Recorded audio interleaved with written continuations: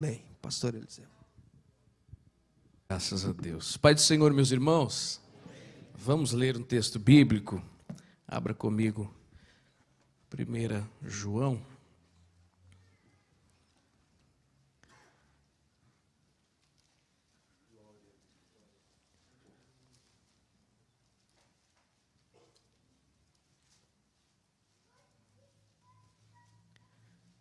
Vamos ler capítulo 2, versículos 15, 16 e 17.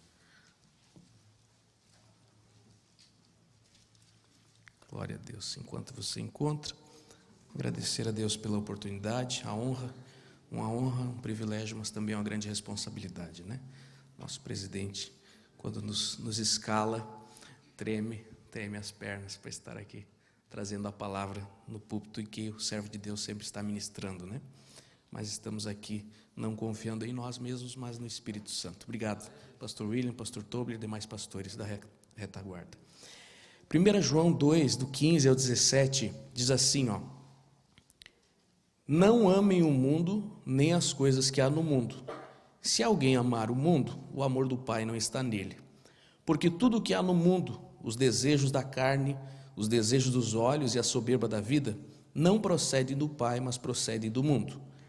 Ora, o mundo passa, bem como os seus desejos, mas aquele que faz a vontade de Deus permanece para sempre. Amém.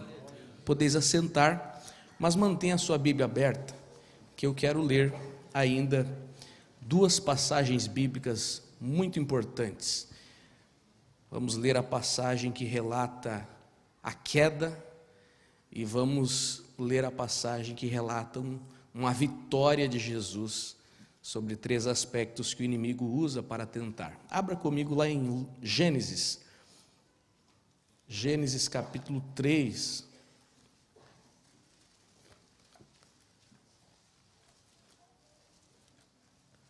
Podemos ler, eu ia ler só o versículo 6, mas podemos ler desde o início do capítulo 3, que conta todo o relato.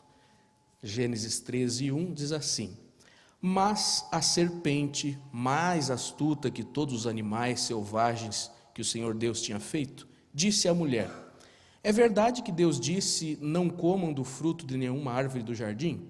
A mulher respondeu à serpente: Do fruto das árvores do jardim podemos comer, mas do fruto da árvore que está no meio do jardim, Deus disse, vocês não devem comer dele, nem tocar nele, para que não venham morrer.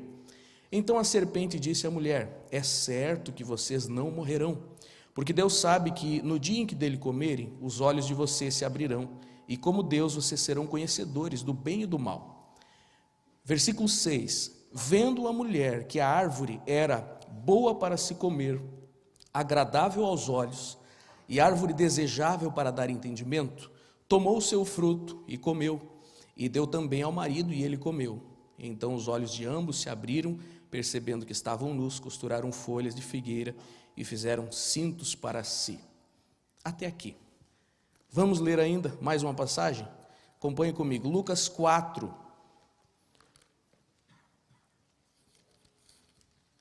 Lucas capítulo de número 4, também relatado em Mateus 4, Marcos 1, mas vamos ler o relato de Lucas. Lucas 4 diz assim: Jesus, cheio do Espírito Santo, voltou do Jordão e foi guiado pelo mesmo Espírito no deserto durante 40 dias, sendo tentado pelo diabo.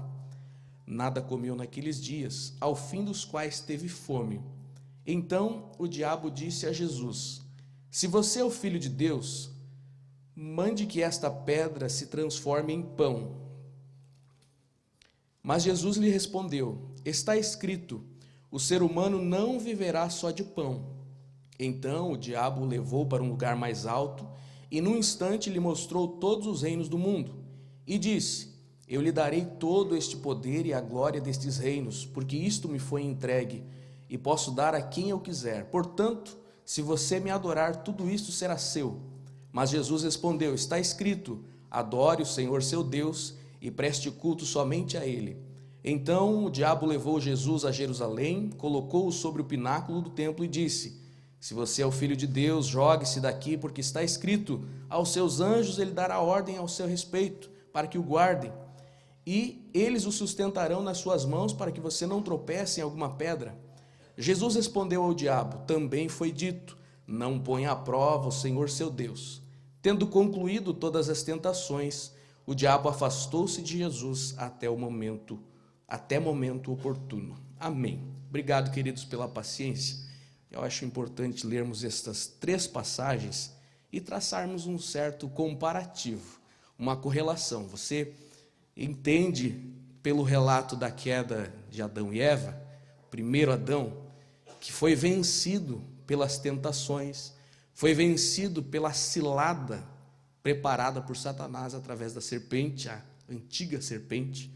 Mas também você vê como Jesus Cristo, o último Adão, foi vitorioso sobre as tentações, sobre as provações, venceu Satanás, e nós podemos vencer em Cristo também. O texto que nós lemos para dar a base nessa reflexão, nessa pregação, foi João 2:15, em que o apóstolo está aconselhando sobre o amor ao mundo, e ele usa 3 termos aqui. Na Bíblia que eu li, a Nova Almeida Atualizada, fala sobre os desejos. Na Bíblia Almeida Revista Corrigida, talvez seja a maioria dos irmãos tem essa, fala concupiscência. Então, a concupiscência da carne, a concupiscência dos olhos e a soberba da vida. Essas 3 características, ou essas 3 áreas, são um tripé que o inimigo usa para nos tentar derrubar, para nos fazer nos afastarmos de Jesus. Mas Jesus venceu esses 3 aspectos, e nós encontramos uma certa correlação aqui nestes 2 relatos, e nós vamos compartilhar isso com os irmãos. Se você pega o exemplo ou a história, nós queremos ser uma história real, história de Adão e Eva, quando a serpente começou a tentação, o que desperta na mente da mulher Eva, provavelmente depois também seu esposo, desperta a concupiscência da carne em primeiro lugar, os desejos da carne. Claro que ainda não subjugada ou presa pelo pecado, mas desejos naturais.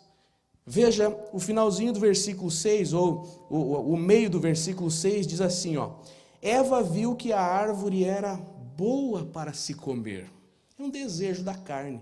Ver algo apetitoso que parece bom para se deliciar. No caso de Eva, um desejo natural. Acontece que um desejo natural focado em coisas que são proibidas ou impróprias pode nos afastar de Deus. E a partir desta queda de Eva, os desejos humanos, a concupiscência da carne se torna corrompida. Então a tendência, o direcionamento, as obras da carne, que você conhece, citada lá em Gálatas, são ruins. Não é pecado nós nos alimentarmos, mas daquele fruto em específico era pecado. E hoje os desejos são levados ao extremo, os desejos naturais se tornam mais pecaminosos. Sob o domínio do pecado, ele nos empurra ou nos puxa para onde não devemos ir, para onde não devemos estar. Olha, aos Romanos, capítulo 6, versículo 2, está escrito assim, não reine o pecado em vosso corpo mortal, para lhe obedecerdes em suas concupiscências. Quando o pecado reina sobre a raça humana, a tendência é sempre dar vazão ou dar seguimento, dar ouvidos à concupiscência. Neste caso aqui, o primeiro aspecto da tentação de Eva, os desejos da carne, a concupiscência da carne. Quais são os desejos que hoje levam o homem, a mulher, os seres humanos a pecarem, se afastarem de Deus? Os desejos e impulsos impróprios, impuros, busca dos prazeres pecaminosos, busca de gratificações imediatas. No caso aqui era um desejo simples, de participar ou provar de uma fruta que o Senhor havia delimitado, não. Sabe, muitas pessoas estão recebendo influências de ideologias, da cultura, de que devem buscar a felicidade a qualquer preço. Então eles são instruídos a, se parece que vai te dar prazer, vai atrás, persiga, alcance.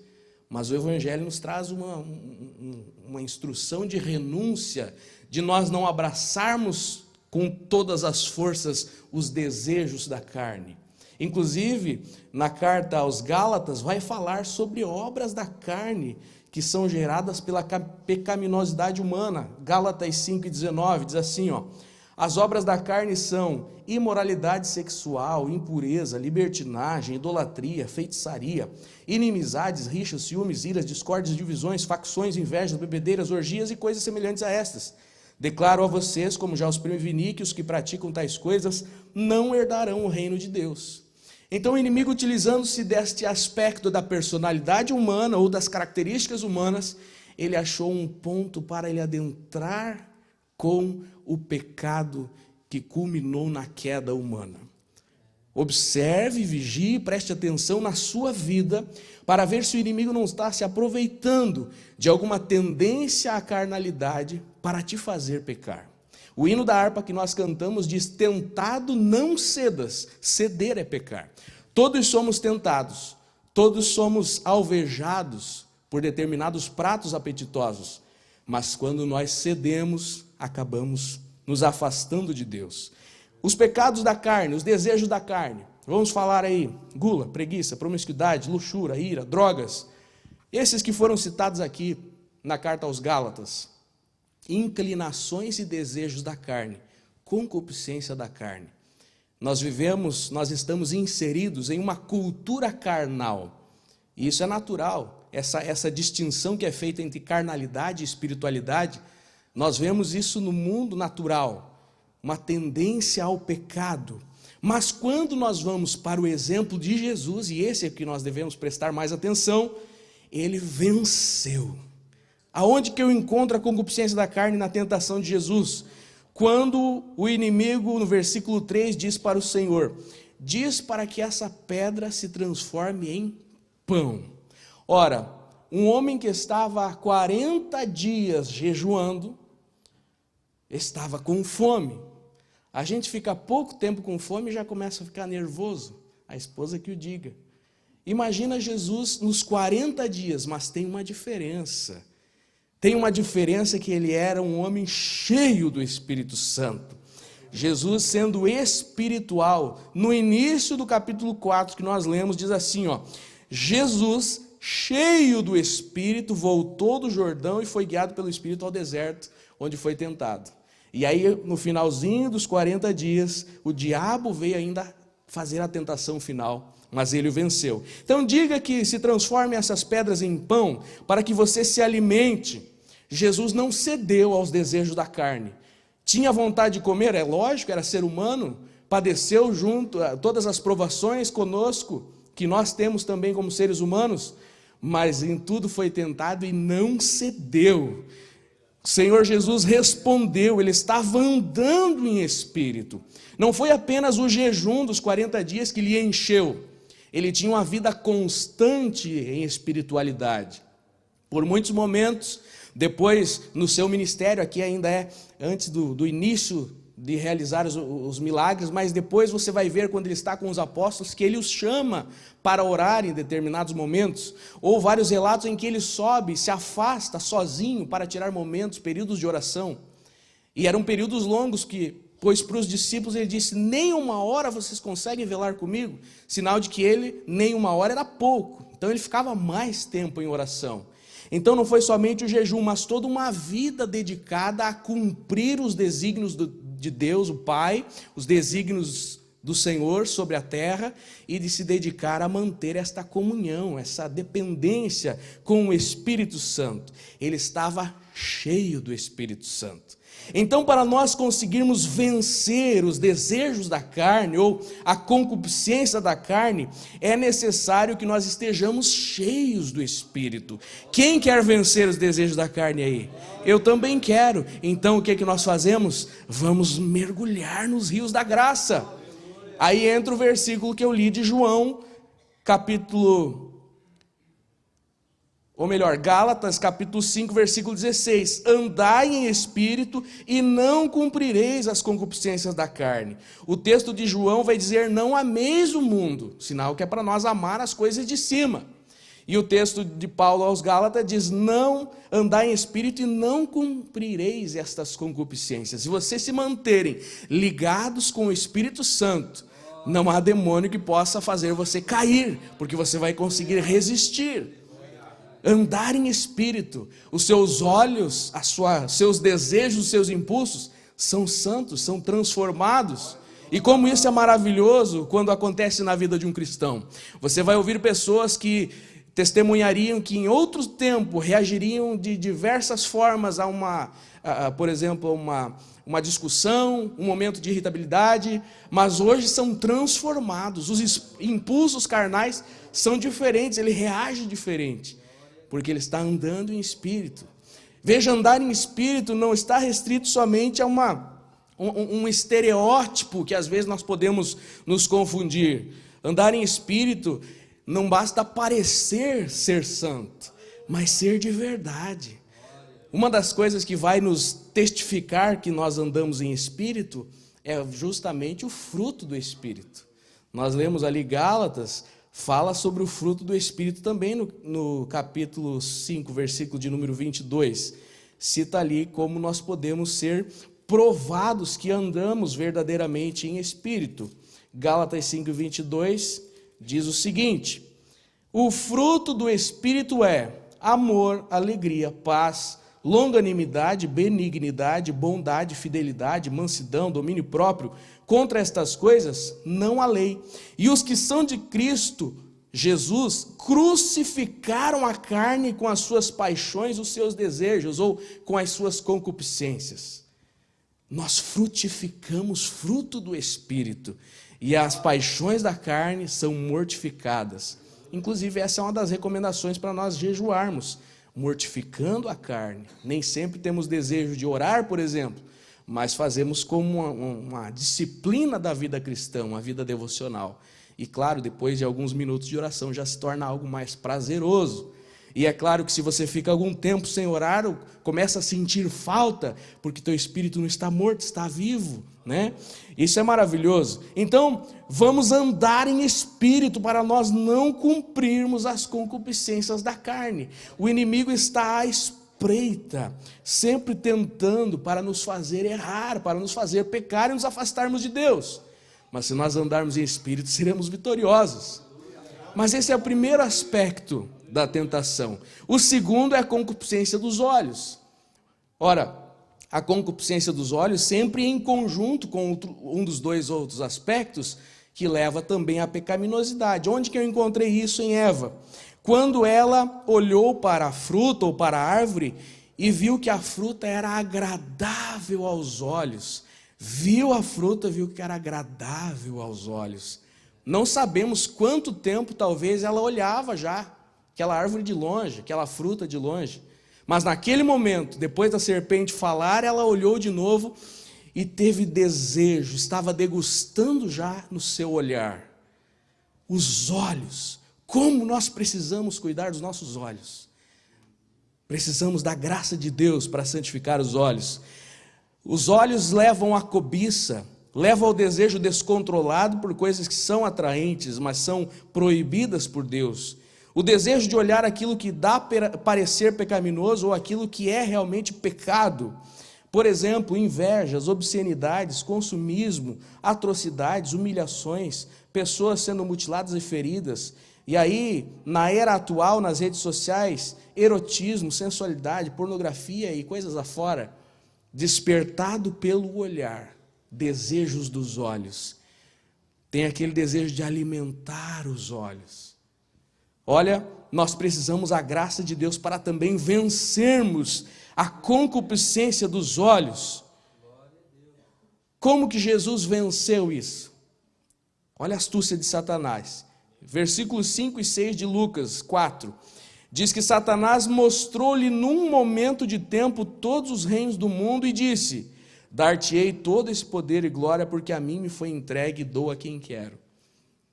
O inimigo mostrou diante dele. No relato de Lucas vai dizer que ele levou-o em um alto lugar e mostrou as riquezas, aquilo que enchia os olhos de glamour, de desejo por aquilo, de possuir mais. tentando trazer Jesus a um consumismo. Ora, quem saiu do céu, da divindade, e sujeitou-se a andar na terra como seres humanos, estava bem claro o seu propósito. Não ia conseguir vencê-lo, mas naquele momento, pensando Jesus estar frágil, mostrou os reinos, as riquezas. Quantas pessoas são engodadas e fazem acordos e são enganados pelo inimigo por causa destas coisas que veem com os olhos. Não é somente as riquezas, mas também o sexo oposto. Davi teve esse problema. Tantos outros tiveram este problema, é relatado na Bíblia. Era tudo muito lindo, o que o inimigo apresentou para Jesus era tudo muito lindo, mas era tudo muito falso. Jesus venceu também e não se deixou levar. Glória a Deus. A propaganda do inimigo, o marketing do inimigo, ele se utiliza muito desse aspecto, desta falsidade das coisas, geralmente em conjunto, tentando despertar um dos outros aspectos da soberba ou da concupiscência da carne. Jesus venceu, Jesus resistiu, ele tinha a resposta certa também para Satanás, citando as Escrituras, citando a palavra, estava cheio do Espírito. E a Bíblia nos instrui ainda com outros textos que eu posso citar aqui, por exemplo, Mateus 5:28, ou melhor, Mateus 6:22, a candeia do corpo são os olhos, se os teus olhos forem bons, todo o teu corpo terá luz. Então, santidade no olhar, andar cheio do Espírito Santo para vencer a concupiscência da carne, ter santidade no olhar para vencer a concupiscência dos olhos, ou o desejo dos olhos. Jó, se você ler o relato do livro de Jó, diz que Jó fez um concerto com os seus olhos para não fixar em uma mulher que não era a dele, ou numa virgem. Jó 31:1, ele cita isso. Fez um pacto, fez um concerto, estava em constante vigilância. Jesus, quando ele vai falar ao povo a respeito do adultério, ele é tão firme e sério na sua colocação que ele diz assim, Mateus 5:28, eu, porém, vos digo que qualquer que atentar numa mulher para cobiçar, já em seu coração cometeu adultério com ela. De longe cometeu adultério, nos olhos. Um grande pregador, agora não lembro se foi Jim Swaggart, eu creio que sim, mas ele testemunhou que a grande queda que ele teve começou quando ele estava viajando de aviões, em conferências para lá e para cá, e ele se demorava folheando determinadas revistas. Foi através do seu olhar, não foi de uma hora para outra que ele teve a grande queda, foi através da concupiscência dos olhos. Mas se o Senhor nos der graça, se nós nos esforçarmos, fizermos este pacto, termos olhos bons, nós venceremos aqui também. Toda aquela riqueza do mundo não chamou a atenção de Jesus. Todos os outros pratos que o inimigo pode te oferecer não vão chamar a tua atenção. E tem um cardápio hoje muito farto, mas nós poderemos resistir com santidade no olhar, com firmeza. E se necessário, procure o seu líder, o seu pastor, e ora por mim, me ajuda, pastor, para que nós possamos resistir e vencer a concupiscência dos olhos. E o terceiro aspecto que também foi vencido por Jesus, citado ali no texto de João, é a soberba da vida. Será que é antigo? Quem será que quis ficar numa posição igual ao Senhor? Muito antigo esse pecado. Olha, Eva, quando olhou para a árvore, olhou para a fruta, ela viu que era desejável para dar entendimento. Veja que essa interpretação, ou esse entendimento dela, não foi despertada somente nos olhos, mas foi pelo que ela ouviu da serpente. Realmente vai me dar sabedoria, vai me dar entendimento, pelo que ela tinha ouvido. Então precisamos vigiar os olhos, vigiar os impulsos da carnalidade, vigiar também o que ouvimos. Mas não é só por este canal que virá essa tentação da soberba da vida. Ela queria ter entendimento, ou talvez conhecer como Deus, como a serpente havia prometido, ter ciência do bem e do mal. Soberba, se sentir superior. Olha, tem duas vias que isso pode ser despertado no ser humano. Um atalho para ter mais poder, para se sentir superior, ou uma maneira de usar a posição ou cargo e relevância para subjugar outros e novamente ter poder, superioridade, soberba. Um benefício fútil utilizado das funções que são reais, importantes ou delegadas por Deus. A soberba da vida reside ou resume-se num espírito de arrogância, de orgulho, um espírito de independência autossuficiente, alguém que não reconhece mais a Deus como Senhor, não reconhece a sua palavra com autoridade suprema, ele se considera bom, ele tem a vida de superioridade, ele se envolve nesta soberba de considerar-se superior. Alguns tipos de pecado, avareza, orgulho, qualquer outra coisa que substitua Deus no centro ou na prioridade das nossas vidas. Soberba da vida, desfrutar daquele momento ou de humilhar o outro, ou de prazer supremo. Olha como que o inimigo tentou Jesus nesse aspecto. Versículo 9 ao 11 de Lucas 4 vai dizer assim, diz, não vai dizer, diz, né? A Bíblia sempre diz, ela nunca vai dizer. Se tu és o Filho de Deus, lança-te daqui abaixo, porque está escrito, mandará os seus anjos acerca de ti que te guardem e que sustenham nas mãos, para que nunca tropeces com o teu pé em alguma pedra. Ora, tentando Jesus para ver se ele tinha aquele momento de mostrar quem ele era mesmo. Tivesse pessoas assistindo, mostrar a superioridade para com os anjos. Manda! Faz com que ele reconheça quem você é. Mostra esta tua soberba, esta tua superioridade. Mas o servo, Jesus, o servo humilde, que deu exemplo a todos nós de serviço e humildade, inclusive aos discípulos no lavar pés e em outras tantas situações, não cederia para este aspecto e pecaria. Jesus triunfa então no terceiro teste, ou no terceiro aspecto da tentação, sendo obediente ao Pai. Não amava a sua vida como ser humano, ele amava os seres humanos para salvá-los. Não estava preocupado em lançar-se e pedir que alguém salvasse, porque ele cederia a sua vida por nós. Não precisava que fosse salvo. Não precisava mostrar superioridade perante os anjos.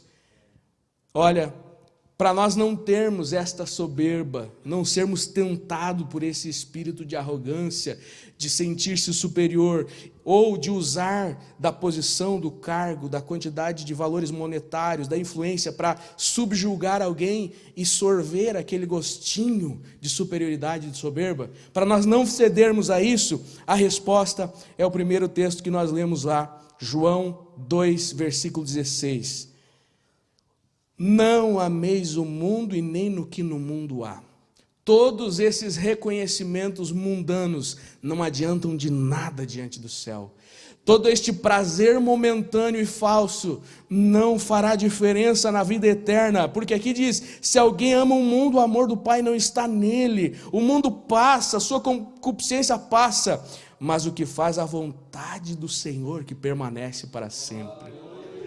Adão e Eva cederam, ela olhou, desejou, viu que era agradável, queria ter entendimento, errou.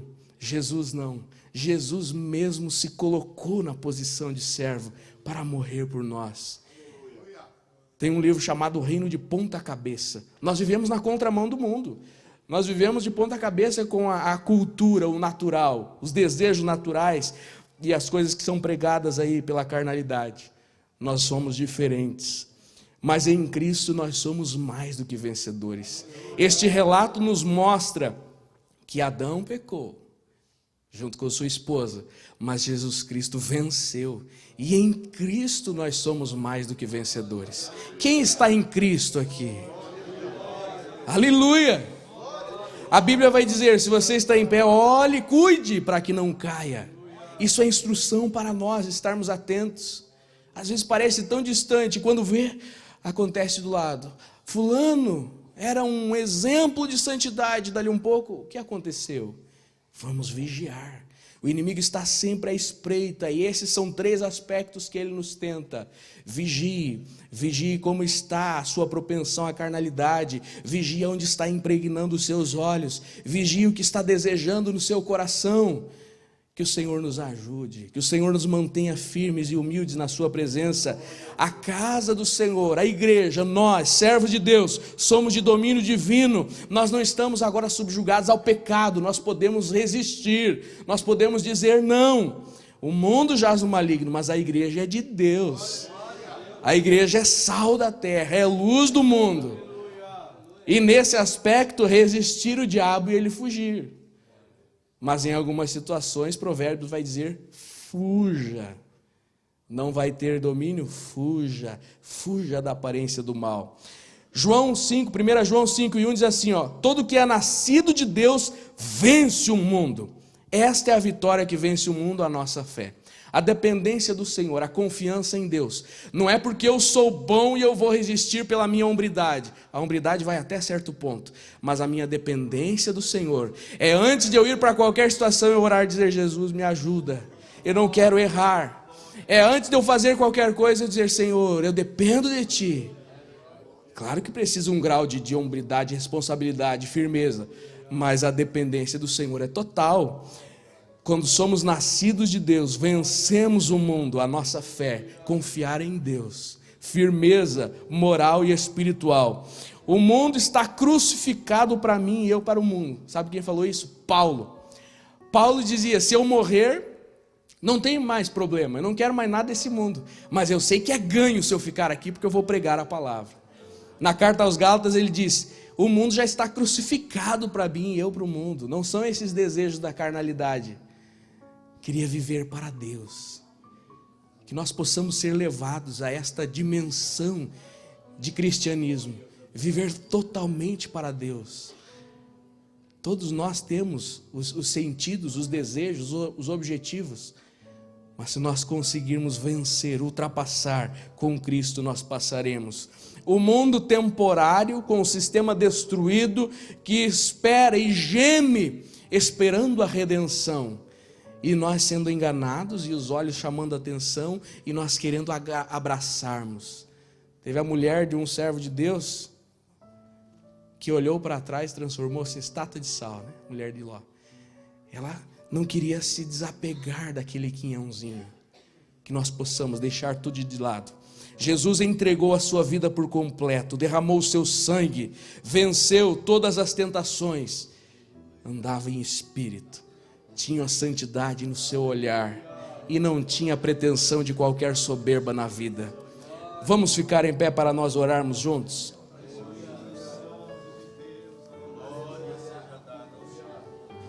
Eu não sei como está a sua vida. Não sei como está a sua vida. Talvez o inimigo já esteja rondando. A antiga e astuta serpente talvez já esteja ao seu redor, tentando lançar alguma coisa, despertar o teu olhar para algo, ou lançar no teu ouvido sobre algo que te fará prosperar, te fará ter mais poder, poderio monetário, de influência, político, até mesmo religioso, tantas formas de soberba. Talvez a serpente esteja já tentando te enganar, mas hoje o Senhor quer te dar vitória, o Senhor quer te encher do seu espírito, e você vai chegar em casa e dizer não, ou amanhã você vai lá e vai dizer não. Aleluia. Vamos orar juntos. Que nós possamos ajudar outras pessoas também ao nosso lado. Às vezes já estão fisgadas, né? Quase que hipnotizadas pela serpente. A gente vê as presas às vezes naqueles vídeos de animal. A presa parece que ela pula. Tem um tipo que pula dentro da boca da serpente. Tem pessoas que já estão hipnotizadas e você está do lado, você ainda pode ajudar. Você é um servo de Deus. Você pode resgatar. Vamos orar juntos. Vamos orar juntos. Se alguém desejar vir à frente, nós vamos orar por cada um dos servos de Deus nesta noite. Glória a Deus. A igreja pode fechar os olhos e nós vamos nesta hora orar. Pode vir. Não tenha medo, não tenha vergonha. Os obreiros estarão também ajudando ali a impor as mãos e ministrar bênção. Você saia daqui cheio da unção, cheio do Espírito para resistir, para vencer quaisquer que sejam as tentações. Se necessário, exclua a conta. Se necessário, diga não, troque o contato. Se necessário, fale com a esposa, peça ajuda, para que você não seja engodado, para que você não tenha uma queda. Jesus venceu, você pode vencer também. A igreja pode fechar os olhos, vamos orar juntos. Senhor, Eu sei que o Teu Espírito Santo está movendo, está trabalhando aqui nesta noite. Nós com sinceridade dizemos, afirmamos aqui que queremos ser santos como Tu és santo. Queremos vencer as astutas maquinações e tentações do inimigo.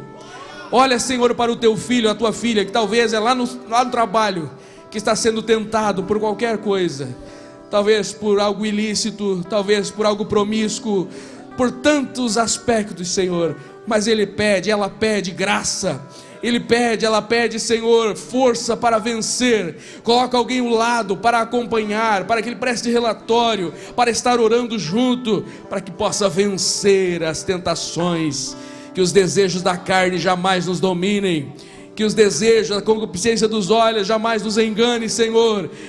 Nos dá olhos santos no nosso olhar, nas trocas de mensagens, na navegação na internet, ou mesmo na rua, nas reuniões, que nós possamos ter visão santa, sermos santos como Tu és santo. Guarda o nosso coração, a nossa mente, que não venhamos alimentar determinados desejos que são despertados pela soberba, mas que nós possamos, Senhor, sempre nos humilharmos ao pé da cruz, reconhecermos a Tua soberania. Tu és o Senhor da nossa vida, és o nosso Salvador e o Senhor das nossas ações e decisões. Controla, Senhor, controla toda a nossa vida, a nossa casa, o ministério, a Tua obra, a igreja de modo geral. Nós Te agradecemos, Senhor, nesta noite, em nome de Jesus.